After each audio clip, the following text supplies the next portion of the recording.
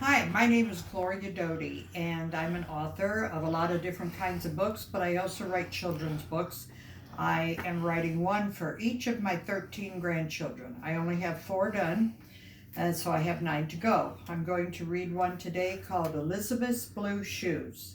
Elizabeth is my granddaughter, and there were a lot of changes taking place in her life, and Elizabeth wasn't too happy about them. So, Elizabeth looked out the window at the yard below. It wasn't a very big yard. There was no room for the swing and slide that she used to have at the other house. She lay back on her bed and stared at the ceiling. This is an ugly old ceiling, too, she thought sadly. There are no stars and moons on it like I had in the other house. Elizabeth and her mom and younger brother had just moved into this house. Her room was still full of boxes and bags, and her furniture wasn't in the right places yet. Elizabeth wanted to scream, "I hate this place. I want to go back to our old place, and I want Daddy to live with us again." Everything in her life was wrong, it seemed. Her room was plain and little. She kicked at one of the boxes. She would never find all of her treasures in that stack of boxes. "Elizabeth," Mom called from downstairs, "it's time to go school shopping. You need new shoes and the supplies that are on this list from your new school." Elizabeth raised her head from the pillow and slowly got up. She brushed her hair and looked through a couple of boxes for a pair of clean socks. Her face brightened a little. Maybe Mom would let her get a pair of those cool shoes that some of the other girls wore, the ones that didn't have backs on them. You could slip your foot in with no buckling or tying. As she came slowly down the stairs, her little brother Andrew almost ran over her. He had a cape on and was pretending to be some superhero. He was laughing and having a good time. "I don't think I'll ever laugh again," sighed Elizabeth. "Come on, honey," Mom said. "We have to hurry. The stores close early on Saturday." She looked at Elizabeth and could see she had been crying. She knelt down on the step in front of her and smoothed her hair. "What's the matter, Elizabeth?" she asked. "Don't you feel good?" "Oh, Mom," Elizabeth cried, "I just want to go back. Back to our old house. I want to have my room and my yard and my friends back, and most of all, I want to have Daddy back." I know," her mother said. She looked as if she wanted all of those things too. "But it just can't be, and we already talked about the fact that we can't go back. We couldn't afford to stay at our old house, and we couldn't move your swing and slide to this yard. I know it is hard for you to understand the things that grown-ups do. There will be many times in your life when you wish you could go back. But it isn't possible. We have to thank God for the things we have and trust Him to help us go forward." "I guess you're right," Elizabeth said, having a hard time thinking of something to thank God for right now. "Let's grab your brother and go shoe shopping," Mom said. "There isn't enough money for everything you would like to have, so we will get the shoes and the supplies today, and when we unpack your clothes, I'm sure we will find some things that you can still wear." "Oh, great," muttered Elizabeth. "No new outfits for the first day of school." Her mother smiled and said, "Well, there's one good thing about being at a new school.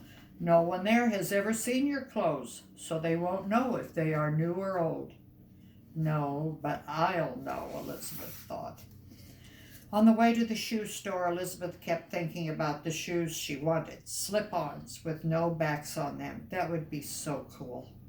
When they reached the store, Mom headed straight for the counter with all the sensible shoes, the ones with the ties and the buckles. Elizabeth hung back and searched until she saw the pair she wanted. They were just like she had imagined.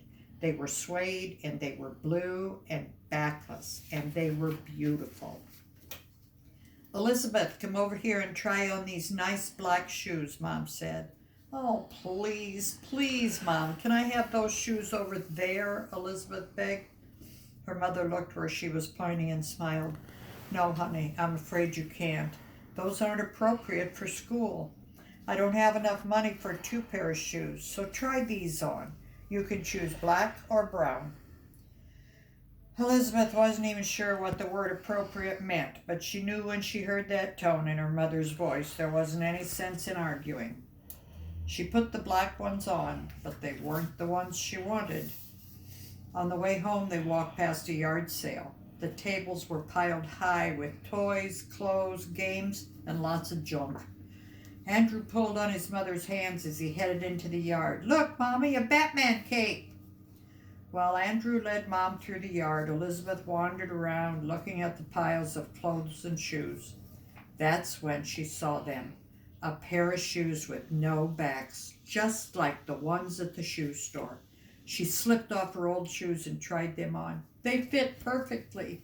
Yes!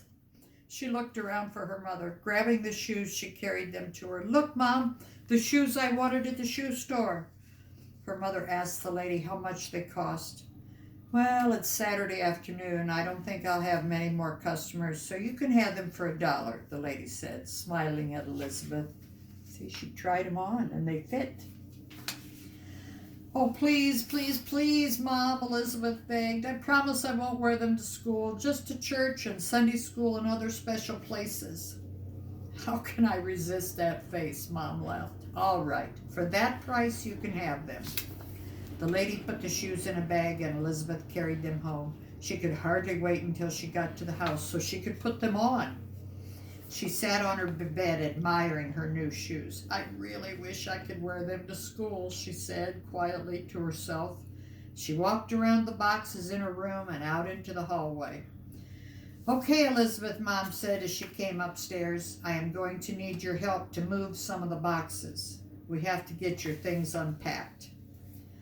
Elizabeth picked up one side of a box while her mother picked up the other side. She started to walk backwards out of her room when she walked right out of her new shoes. Wait a minute, Mom, Elizabeth said. I have to put my shoe back on. Elizabeth slipped her foot back into the shoe and they started out of the room again. As she walked backwards, her foot came out of the shoes again. Now they were both laughing so hard they had to put the book down. Mom and Elizabeth are both laughing.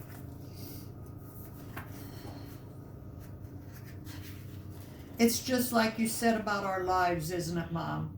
We can't go backward. We can only go forward. Mom smiled. You're right, Elizabeth. God is with us and never leaves us, even when going forward is a very hard thing to do. I think you learned a valuable lesson today, Elizabeth, and God used a pair of shoes to teach it to you. The Bible verse is from Jeremiah 7, verse 24. But they did not listen or pay attention. They went backward and not forward. We have to learn to go forward in our lives. Thank you for listening.